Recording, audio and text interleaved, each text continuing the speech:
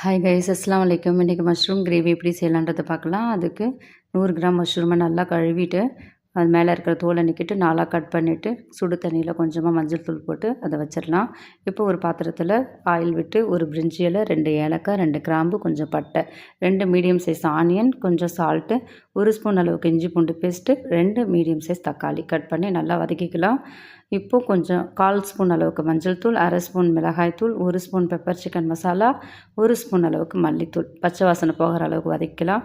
இப்போது காளானை சேர்த்துட்டு கூடவே தேவையான அளவுக்கு உப்பு, கொஞ்சம் கருவேப்பிலை தூவி 1 கிளாஸ் அளவுக்கு தண்ணி ஊற்றி நம்ம வேக வச்சுக்கலாம்.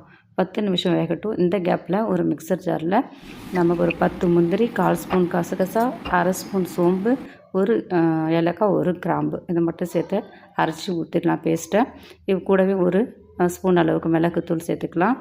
2 நிமிஷம் வெந்தவுடனே கொத்தமல்லியை தூவி இறக்கிட்டால் கிரேவி